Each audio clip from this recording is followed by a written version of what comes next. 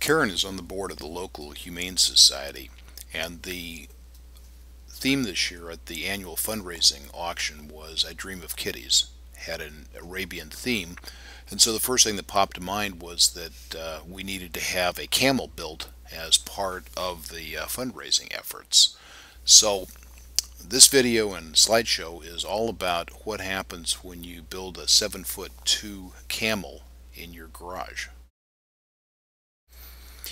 When you get ready to start building a camel, the first thing you do is draw it out on paper and then go to the internet and start looking for some good pictures of camels in different positions and poses until finally you get one that you like.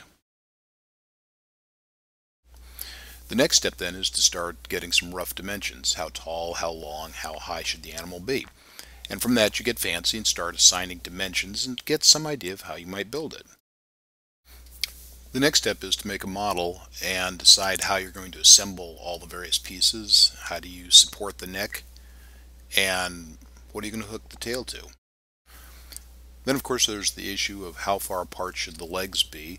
How are you going to keep the camel from tipping over? And is it going to be front heavy?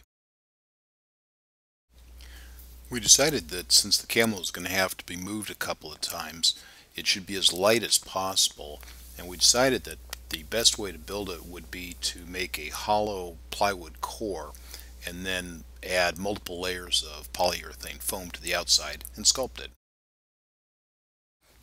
The frame was held together with nails, screws, and a lot of glue, and ended up being a box about 5.5 feet long by about 6 feet tall. We next started adding a few layers of polyurethane foam to the top to get a sense of what the structure might look like, and began to mess around with the support for the neck. We decided that the best way to make the neck would be a series of triangles made out of 1/2-inch plywood glued and screwed together and then set with the foam on the outside of it. Beginning to build the mountain of foam. Getting the rough dimensions figured out. And some assistance in making sure that the layers of polystyrene stayed together. You don't begin to appreciate until you start assembling one of these things just how much foam is involved. We bought these sections of foam insulation in 4x8 sheets, 2 inches thick, and probably went through a dozen of them. At each step in the process, either Karen or I would cut out layers of the polystyrene, start forming it up, and then get the glue out and glue them together. Also a lot of drywall screws holding it all together. Some assistance and advice in how best to construct a camel. Finally, we had enough layers put together that it was time to start doing some rough shaping, and Karen is fairly efficient with a Sawzall, not somebody you'd want to annoy. But it's equally remarkable how quickly you can sculpt something into a shape that's beginning to actually look like a camel.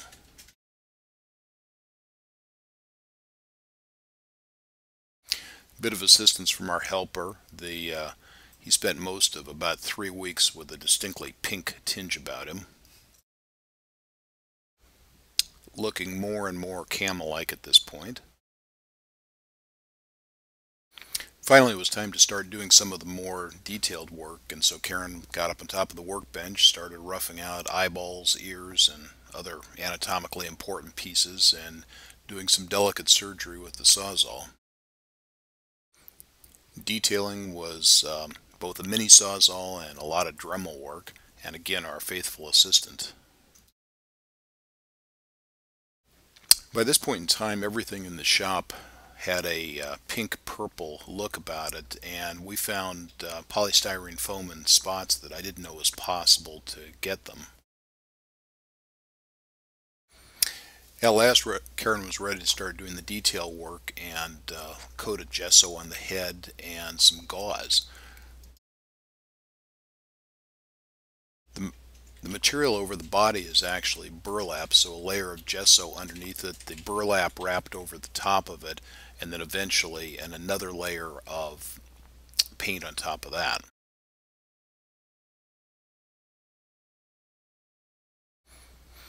Being an anatomist, the camel was anatomically correct.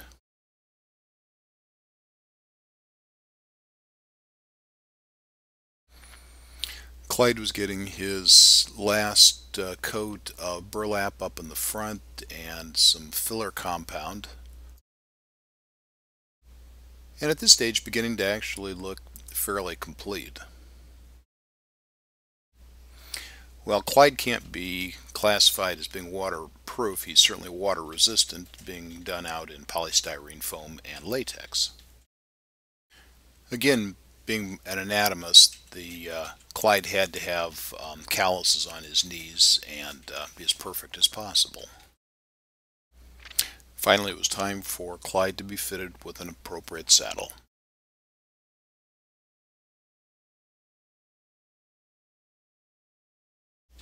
Finally, Clyde was ready for his first trip out of the garage and had an opportunity to meet Nick and Rachel. This was the big moving day and Clyde's first trip away from the home 40. Unfortunately, there's about 125 pounds of Clyde, so getting him moved around was a bit of a challenge. Plus, there's also the issue of trying to get him under doors, around corners, and basically anywhere. But he didn't seem to object to being strapped to the side of the van, which was good. We finally got him down to the OSU Alumni Center, through the door and down the hallway. It's fairly entertaining moving something this size. Finally got him into position and ready for the auction that evening. The auction was very successful, and at the end of the evening, Clyde had a new owner. So the next morning, Clyde got back into the truck, rode across town, and went to his new home.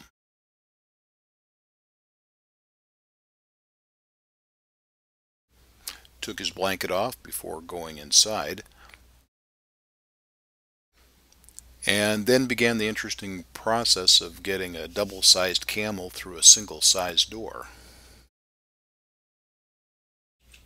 There were a couple of moments when it was not entirely clear that Clyde was going to make it into his new home, but he actually made it through the door and is now living in the front office of a small animal vet hospital. Anne lost most of her front room waiting area, but seems to be very happy with her new buddy, and it is certainly a conversation piece. Just not something that you see every day.